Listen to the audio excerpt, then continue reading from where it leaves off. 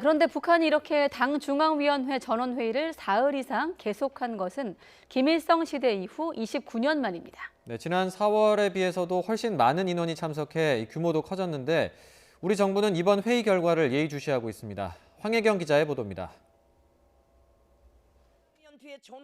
김정은 위원장 집권 이후 북한에서 노동당 전원회의는 중앙위원회 정위원과 후보위원, 중앙검사위원 등 300여 명이 참석한 가운데 하루 만에 끝난 게 보통입니다.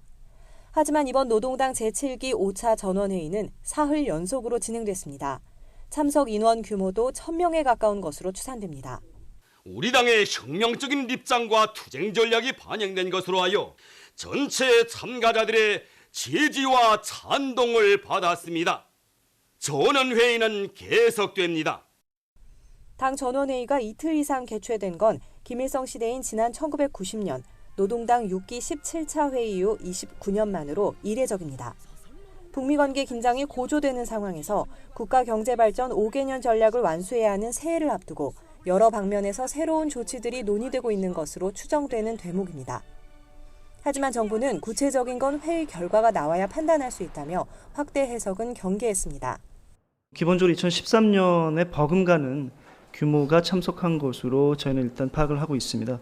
1일차 또 2일차 조선중앙통신을 통해서 보도된 전원회의 내용에 대해서 저희가 예의주시해 볼 필요가 있을 것 같고요.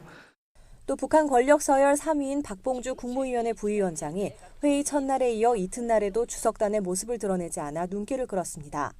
대신 주석단 상석에는 김정은 위원장을 중심으로 오른쪽에는 최룡해 국무위 제1부위원장과 김재룡 내각 총리, 왼쪽에는 리만건 당 조직지도부장과 박광호 당 선전선동부장이 앉았습니다. 검정 인민복 차림의 첫날과는 달리 흰 자켓에 뿔테 안경 차림을 하고 연단에 오른 김정은 위원장은 머리칼이 흐트러지는 등 다소 초췌한 모습을 보인 가운데 사흘째 계속되는 전원회의 결과에 이목이 집중되고 있습니다. YTN 황혜경입니다.